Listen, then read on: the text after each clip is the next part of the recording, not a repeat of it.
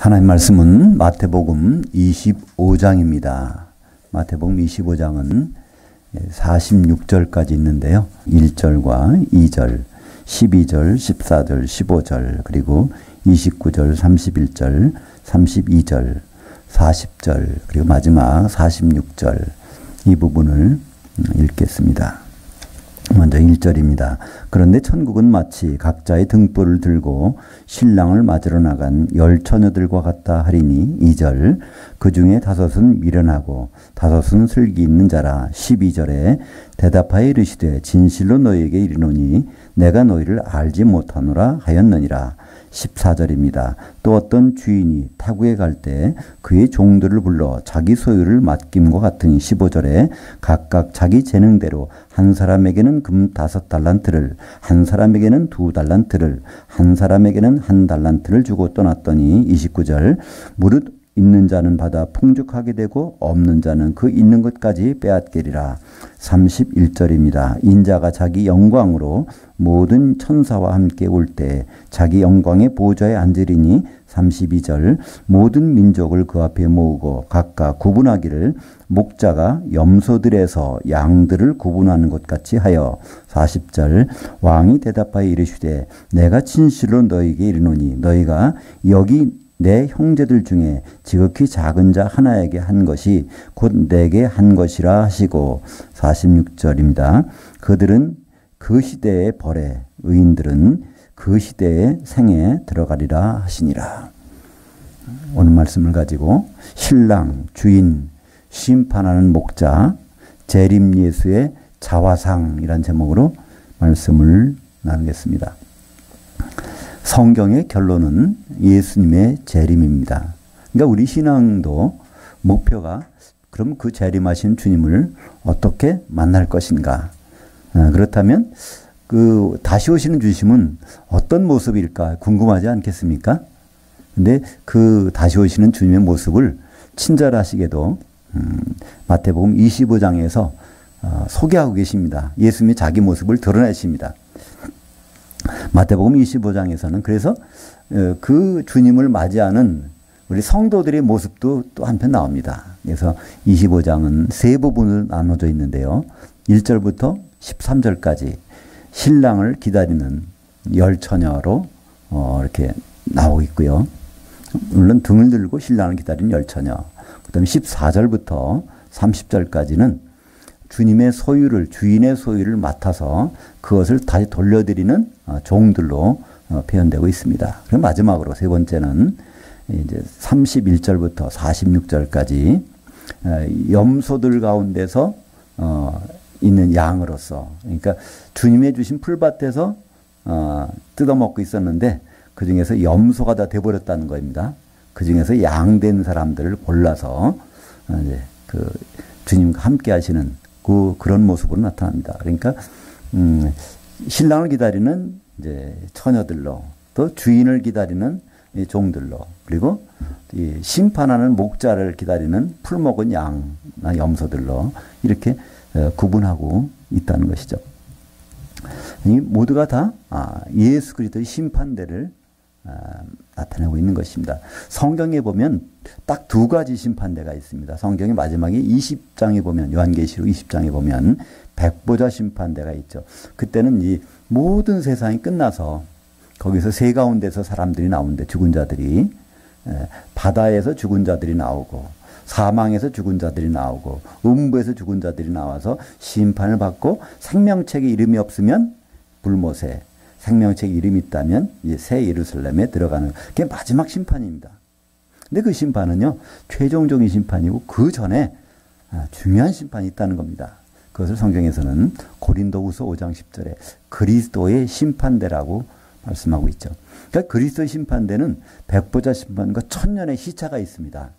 그리스도 심판대는 주님이 이제 공중에 오실 때, 그때 공중에서 이제 벌어지는 그 심판대죠. 그때 심판대의 모습을 아주 세밀하게 오늘 마태복음 25장에서 발견할 수가 있는 것이죠. 그러니까 등불을 첫 번째로 등을 들고 신랑을 맞으러 나간 10처녀. 그 천국은 이와 같다는 것입니다. 그러니까 우리가 생각할 때, 천국은 죽어서 가는 하늘나라라고 그랬는데, 오늘 분명히 보세요. 마태복음 25장에 보면, 천국은 이와 같다는 겁니다. 그러니까 등을 들고 세상에서 나간 열처녀들. 등을 들었다는 얘기는 뭘까요? 성경에서 등불이라는 것은요, 우리의 그 영을 나타내고 있습니다. 그러니까 이 잠언서 20장 27절에 보면 사람의 영은 여호와의 등불이라. 그래서 우리가 이 전기를 보면요, 이 전구들의 이게 불이 비추고 있는 근본적인 핵심이 뭘까요? 이 필라멘트가 이게 재작동하기 때문에 그렇습니다. 만약에 필라멘트가 끊어졌다면 그러면 이 아무리 센 전기가 들어와도 이게 밝히지 못하잖아요. 옛날에는 전기가 없을 때는 등잔이 있었죠. 등불들이. 등불을 보면 심지가 있고 그 기름이 있어서 등이 켜지는데요. 심지가 만약에 말라 비틀어졌다 그러면 기름이 아무리 있어도 불이 켜지지가 않습니다. 그래서 우리 모든 사람들은 전부가 다 영을 가지고 있죠. 모든 생물체는 다 혼과 그 몸들을 가지고 있습니다. 이 식물도 혼이 있으니까 이거 살아있는 거지, 혼이 떠나면 이거 다 말라버립니다. 모든 짐승도 마찬가지죠. 근데 우리 인간에게, 우리 지금 사람에게는 영을 집어넣어 주셨습니다. 아담에게. 근데 아담이 그 영을 갖고 있었는데 그 영이 죽어버렸죠. 내가 이 선악을 알게 하는 나무 열매를 먹으면 정령 죽으리라. 그래서 그걸 먹게 되었고 아담은 죽었습니다. 그때 죽은 것은 혼이 죽은 것이 아니죠. 영이 죽었다는 것입니다. 우리는 그 영이 죽은 상태에서 지금 쭉 태어나서 어머니 뱃속에서 나왔습니다. 근데 그 영이 살아나면 거기에 바로 여호와의 등불이라. 그러니까 성령께서 비춰주시는 것을 성경에서 말씀하고 있죠. 로마서 8장 16절에 보면 성령께서 우리의 영과 더불어, 우리 살아난 영과 더불어 우리가 하나님이 자녀라는 걸 증언해 주신다고 말씀하고 있습니다. 그렇기 때문에 등을 들고 신랑을 기다리는 열처녀는 다 거듭난 사람, 성도들이죠. 거듭났고 또 영의 구원을 받은 사람들입니다. 근데 세상에서 기다리는 거예요. 하늘나라 가서 기다리는 것이 아닙니다. 세상에서 누굴 기다립니까? 바로 신랑을 기다리는 거예요. 예수님 오시기를 기다리고 있는 사람들이. 그러니까 천국이라는 것은 바로 이 세상에서 등을 들고 바로 영이 거듭나서 예수님을 기다리는 삶이 천국의 삶이라는 것을 볼 수 있습니다. 그런데 문제가 생겼습니다. 이들은 다 기다리다가 졸며 잤다고 되어 있어요. 결국은 죽었다는 얘기입니다. 이거 죽은 성도들 얘기입니다. 오늘 열처녀는 죽은 성도들인데 신랑이 오셨다는 나팔 소리가 들려서 일어났습니다. 무덤에서 부활한 것이죠. 그래서 주님이 오시는 곳까지 갔습니다. 공중에 올라갔어요. 그러니까 신랑을 만나게 되죠. 근데 거기서 기름을 준비한 열처녀만 안으로 들어가고 혼인잔치에 기름이 없는 처녀들은 뭐라고 그래요? 문전박대를 당합니다. 내가 너희를 도무지 알지 못하노라. 참 이거 현실적인 문제거든요. 많은 사람들이 우리나라는 물론 전 세계적으로 예수를 믿고 있고 믿어왔고 앞으로도 믿을 것입니다. 근데 예외 없는 것은요, 예수님과 관련된 사람들은 전부가 다 그분 앞에 서야 된다는 거예요. 선악간에 선한 일 했든 악한 일 했든 다 서는데 거기 기준은 기름이 있느냐 없느냐 것입니다. 근데 그 혼인잔치에 신랑이 왔는데 중요한 인물이 빠졌습니다. 누가 빠졌을까요? 마태복음 25장에는요. 신부가 빠져 있습니다. 신랑이 나타나는데 신부가 없어요. 근데 5 처녀가 기름을 들고 혼인잔치에 들어간 장면이 나옵니다. 이 5 처녀가 들어가서 바로 그 기름으로 하나가 되면 뭐가 될까요? 그래서 어린 양의 신부가 되는 것. 요한계시록 19장 7절부터 8절까지 나옵니다. 이제 5 처녀가 이제 혼인잔치에 기름을 가지고 들어갔어요. 이 기름이라는 것은요, 반죽하는 것입니다. 우리는 물로 가루를 반죽하지만 바로 중동 지방에서는 물에 석회수가 많기 때문에 석회질이 많기 때문에 기름으로 반죽합니다. 그러면 이게 한 덩어리가 되죠. 그래서 성도들이 한 덩어리가 돼서 어린 양의 신부로 된 모습이 요한계시록 19장 7절부터 8절까지 나오는데, 우리가 즐거워하고 크게 기뻐하며 그에게 영광을 돌리세. 어린 양의 혼인날이 이르렀고 그의 아내가 자신을 준비하였으므로 그녀에게 빛나고 깨끗한 한 세마포 옷을 입도록 허락하셨으니 이 세마포 옷은 성도들의 의로운 행실이라. 그러니까 성도들이 다 기름으로 하나가 된 모습, 그것이 한 세마포를 입고 있는 어린 양의 신부로 나타나는 것을 볼 수 있습니다. 근데 이 기름이 없는 사람들은 어떻게 되죠? 내가 너희를 도무지 모르겠다 그럽니다. 그 모르겠다는 원래 뜻은요, 이해가 안 간다는 뜻입니다. 성경을 통해서, 사도들을 통해서 다 내가 어떻게 올 거고, 그때는 어떻게 만나야 된다는 걸 다 일러줬는데, 거기에서 관심을 안 가진 사람들, 이해가 안 간다는 것입니다. 그래서 정신 차리라고 돼 있어요. 근데 정신 차리란, 원래 우리말 번역 어떻게 돼 있죠? 깨어 있으라. 너희는 그 때가 언제인지 알지 못하니라 됐습니다. 이때 깨어 있으란 말은요, 잠자지 말고 예수님 기다리라는 말이 아닙니다. 원래 뜻하는 의미는요, 정신 차리라는 얘기입니다. 정신 차리고 할 일이 있다는 거예요. 주님을 맞을 때 우리는 정신 차리고 까먹으면 안 되는 것이 있다는 말입니다. 그것이 뭐죠? 기름입니다. 이 기름은 다른 말로 성경은 성령으로 나오죠. 그러니까 성령이 없는 상태에서 예수님 맞는다는 것은 이건 비극입니다. 근데 그럼 성령은 어디에 계실까요? 성령은 교회 안에 계십니다. 마태복음 18장 20절에 두세 사람이 내 이름으로 모인 곳에 내가 거기 있겠다 했는데, 예수님은 바로 내 이름으로 보혜사 성령을 보내준다고 하셨고요. 두세 사람이 모인 곳에 있습니다. 고린도전서 3장 16절에 보면 너희가 바로 한 성전인 것과 하나님의 성전인 것과 하나님의 성령이 너희 안에 계신 걸 알지 못하느냐? 바로 이 고린도 교회에 대해서, 바로 성도들에게 대해서 하신 말씀이죠. 이 두 번째 비유입니다. 달란트의 비유. 우리는 달란트 비유에 대해서 많이 알아왔죠. 이제 어렸을 때부터 교회 다니시는 분들은 교회 가면 뭐 달란트를 나눠주기도 하고 막 그랬습니다. 그죠? 그 달란트는 우리는 흔한 우리말로는 탤런트라는 영어 단어로 이렇게 적용이 됐습니다. 그러니까 달란트 하면 탤런트, 하나님이 주신 어떤 재능이라고 생각하기 쉽습니다. 근데 이 달란트가 재능일까요? 아닙니다. 이 달란트는 화폐의 단위입니다. 여기 보면 주인이 타국에 갈 때, 먼 나라에 갈 때 이 자기 종, 아마 3명이 여기 있었던 명이에요. 이게 자기의 소유를 나눠줬다고 했습니다. 소유를 나눠준 걸 보니까 5달란트, 2달란트, 1달란트 다 합하면 8달란트예요. 그러니까 그 주인은 모든 소유가 8달란트로 이렇게 환산이 될 수 있었는데 그걸 나눠줍니다. 근데 그 나눠줄 때 재능대로 달란트를 나눠줬다는 거예요. 그러니까 재능이란 말은 디나미스라고 헬라어 단어를 쓰고 있는데요. 각자의 재능대로 나눠준 겁니다. 그때 그 달란트를 가지고 주인이 돌아왔을 때 그걸 돌려드려야 되는 것이죠. 그렇다면 이 주인인 예수님을 나타내는데 예수님의 소유는 무엇일까요? 예수님은 소유를 다 맡겨놓고 가셨습니다. 근데 그 소유를 찾으신다는 거예요. 그 소유는 교회입니다. 예수 그리스도의 몸을 우리에게 남겨주셨어요. 사도행전 20장 28절에 보면 하나님의 피로 사신 것은 교회다 이렇게 되어 있습니다. 하나님 피로 사신 것은 각자 사신 것이 아니에요. 각자 샀다는 것은 부분적인 얘기고요. 그것이 교회가 되지 아니하면 하나님의 소유가 완성이 안 되는 겁니다. 그래서 바로 이 주인은 그분의 소유를 나눠서 주고 가셨어요. 근데 이 나눠진 소유는요, 불완전합니다. 우리 모습을 한번 보십시오. 교회가 얼마나 불완전합니까? 지금 주님 오신다는 게 주님의 몸입니까? 이게 이게 나라냐 아래갖고 이렇게 하는 슬로건으로 대선 때도 있었지만 이게 교회입니까?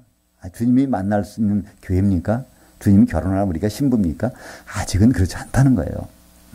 그러나 그것이 점점 어린아이가 장성해서 이렇게 성인이 되듯이 우리 교회도 이게 장성해 가는 거거든요. 그러면 주인이 왔을 때 소유를 맡길 때는 장성한 분량의 교회로 나타나야 될 것입니다. 근데 장성한 분량의 교회는 오늘 본문에 보면 15달란트가 되는 거로 알 수 있습니다. 그죠? 그러니까 5달란트 가진 자는 5달란트를 남겨서 10달란트가 됐고, 2달란트 가진 자는 4달란트가 됐고, 1달란트 가진 자는 여전히 1달란트. 그때 주인님이 오신 걸 보면 그때 15달란트가 되면 이게 완성된 교회의 모습이라고 볼 수가 있죠. 그때 거기서 주인이 각 이제 세 종들에게 보고를 받지 않습니까? 이걸 가지고 이거 이제 갑절식을 남긴 거죠. 그랬더니 그 칭찬해 줍니다. 네가 그 참 착한 종아, 네가 그 믿음을 지켰으니. 거기서 우리는 단어는 충성이라고 번역되는데 충성이라는 단어가 아니면 믿음을 지켰다는 거예요. 주인이 뭘 생각하는데 설득당해서 그걸 이뤘다는 것입니다. 근데 한 달란트 가진 데는 설득이 안 됐어요. 주님에 대해서 자기 뜻대로 생각했습니다. 당신은 심지 않은 데서 거두고 해치지 않은 데서 얻는 줄 생각했다는 거예요. 해친다는 건 뭘까요? 이게 씨를 쭉 뿌려놓지 않은 데서 거두는 그런 사람인 줄 알기 때문에 나는 하나를 보관했다 드립니다. 그건 자기 생각이에요. 그 주인의 생각에 설득이 안 당한 사람이에요. 설득당하는 것이 믿음인데. 그래서 그는 악하고 게으른 종아, 이렇게 그런 칭호를 받습니다. 그래서 결국은 하나를 뺏어서 있는 자에게 주어서 온전한 몸을 이루게 한 다음에 그들은 상속자로 해서 천년왕국에 들어가는 것이죠. 근데 한 달란트 받은 자는 여전히 한 달란트 뺏깁니다. 우리가 지금 다 예수 믿는 성도들인데요. 아, 내가 성화되고 영화돼서 주님 앞에 나타나야지. 개인적으로 나타나면 한 달란트 받은 자예요. 이건 쫓겨날 것입니다. 일을 간다고 돼 있어요. 근데 세 번째 비유는 뭘까요? 세 번째 비유는 양과 염소의 비유입니다. 우리는 보통 이 비유를 생각할 때 양 따로 염소 따로 이렇게 있는 데서 심판하는 것 같지만 우리 본문에 보면 그렇지 않습니다. 목자가 염소들 가운데서 양을 골라 세운다는 거예요. 지금 이 양과 염소 같은 풀밭에서 풀을 뜯어먹고 있는 이제 그 짐승이죠. 근데 거기에서 주인이 오셔서 이제 주인의 목자로 오신다는 것입니다. 근데 골라낸다는 거예요. 제대로 풀을 먹었는지 자기 마음대로 풀을 먹었는지 그걸 골라낸다는 것입니다. 그러니까 우리는 이 교회 가운데 성도들 가운데서 곤란하시겠다는 거예요. 우리말 번역에 보면 이 양과 염소를 구분한다고 이렇게 번역되어 있는데 성경 원문에 보면요. 염소들 가운데서 양을 골라서 오른쪽에 세운다고 되어 있습니다. 그러니까 이 교회의 성도들 가운데서 세상 사람들이 염소가 아닙니다. 성도들 중에서 그게 다 대부분 염소가 되어버렸는데 그 중에서 양을 골라낸다는 것이죠. 양과 염소의 차이가 뭘까요? 염소를 보면 제멋대로잖아요. 아주 제가 그 남태평양에 갈라파고에 간 적이 있습니다. 그 갈라파고라는 제도는요 아주 특별한 거예요. 육지에서 멀리 떨어지는 환경이기 때문에 근데 그 섬들이 다 화산 활동으로 생긴 섬들입니다. 그러니까 완전히 불모지에서 이것이 풍화작용을 거쳐서 토양이 생기고 거기에 많은 것들이 와서 그 환경에 적응해서 사는 것들이에요. 거기 오면 펭귄도 있어요. 근데 펭귄은요, 축은 못 사는, 거기 오는 동안에 이제 적응돼가지고, 거기 뱀들은 독이 없습니다. 독을 범할 필요가 없는 거예요. 먹을 것이 많으니까. 거기 어떤 새는 날지를 못하는 새가 있어요. 한 번도 날아보지는 않았어요. 자기를 공격할 대상이 없다는 겁니다. 그러니까 다 그런 자리에서 있는데, 거기 갔더니,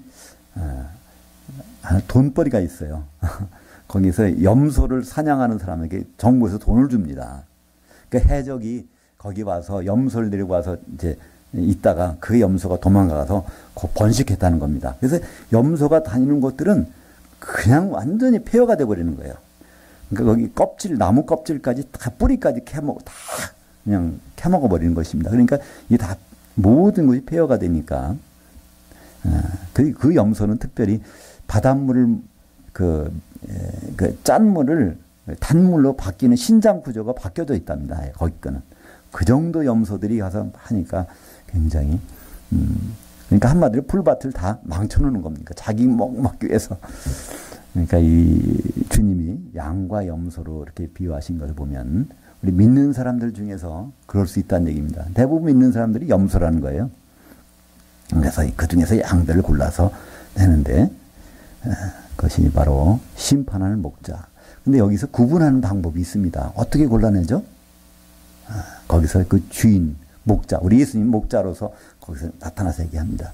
우리 예수님은 사실 베드로전서에 보면 5장 4절에 그리하면 목자장이 나타나실 때 시들지 아니하는 영광의 관을 얻으리라. 그래서 예수님은 사실 목자장이고 그러면 목자들은 사실 사도들입니다. 사도들이 풀을 만들어서 줬다는 거예요.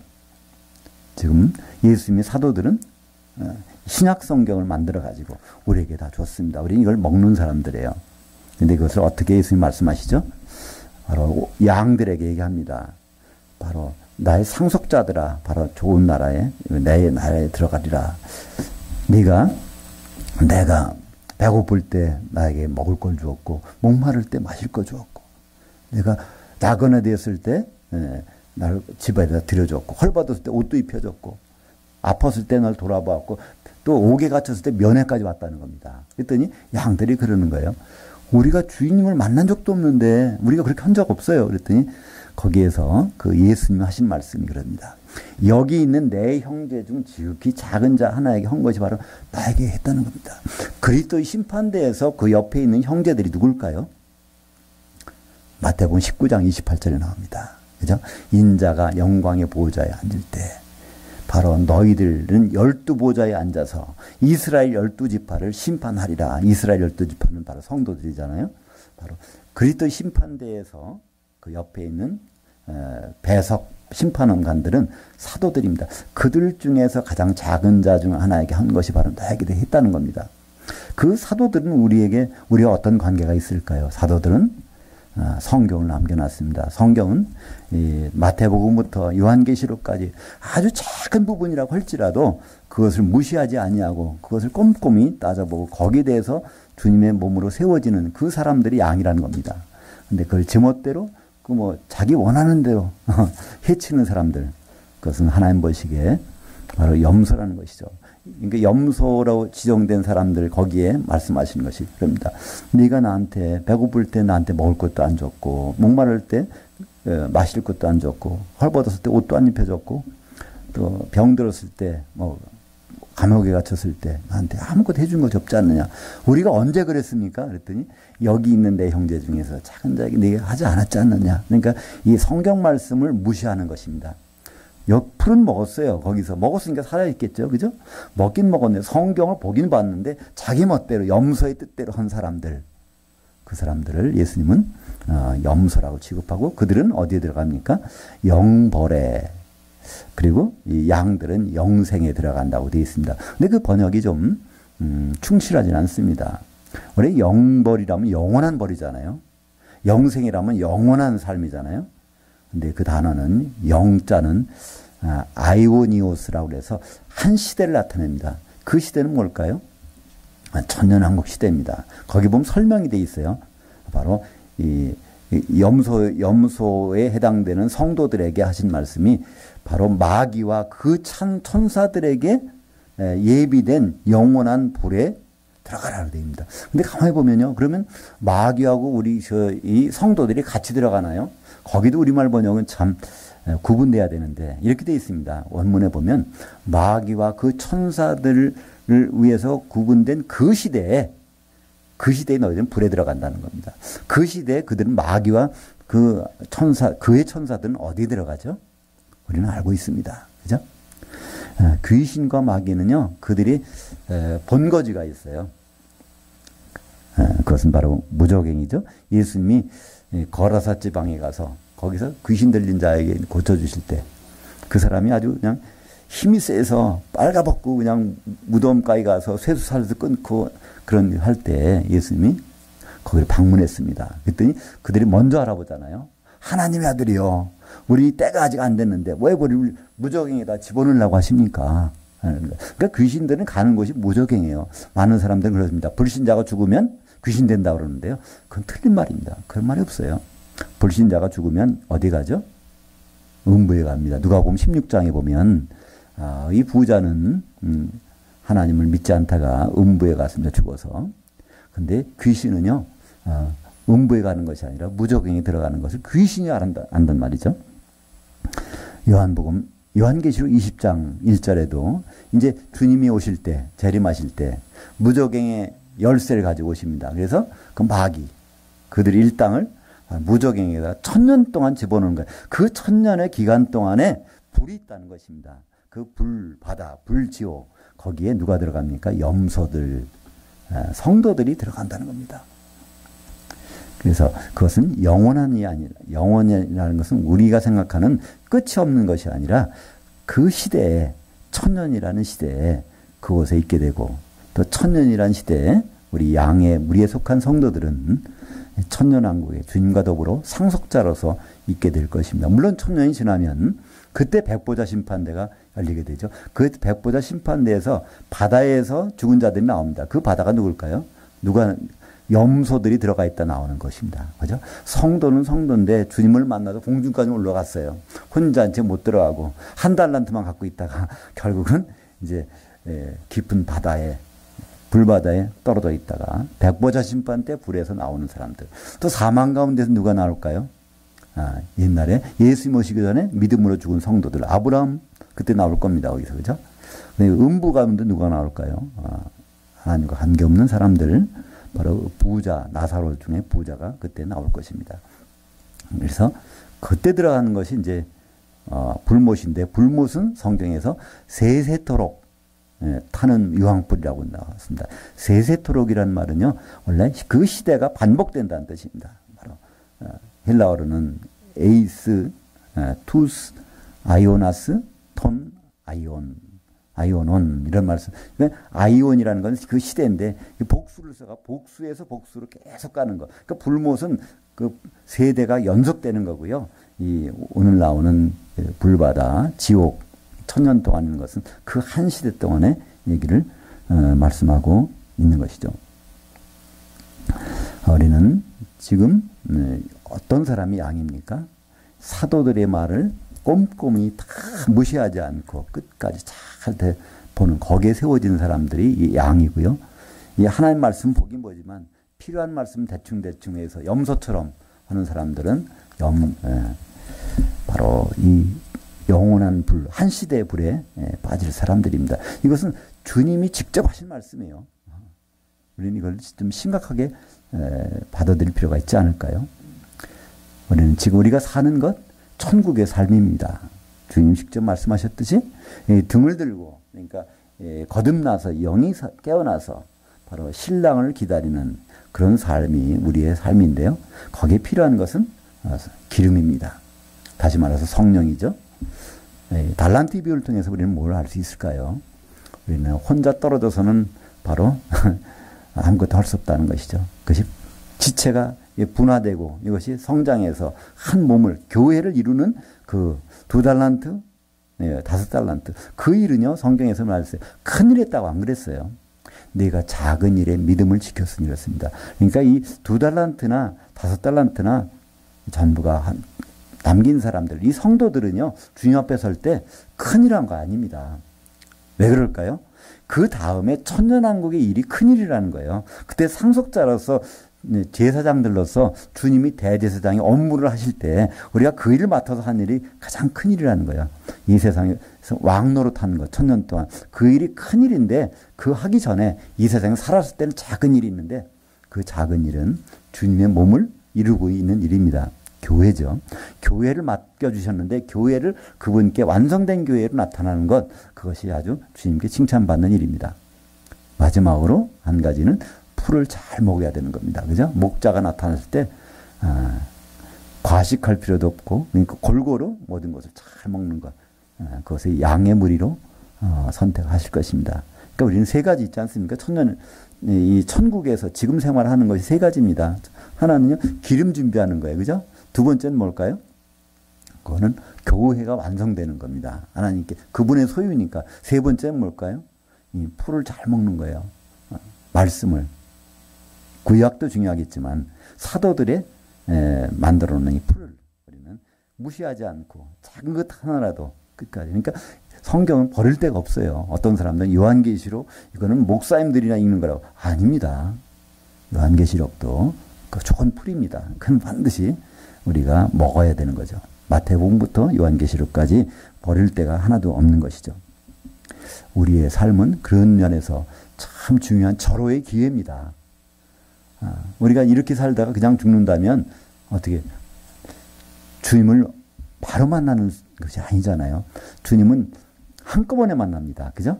주님이 이제 오늘 오후 시간에 데살로니가전서 4장에 나오는데 주님을 만날 때는요. 새 가운데서 이렇게 합세해서 주님 만나게 돼요.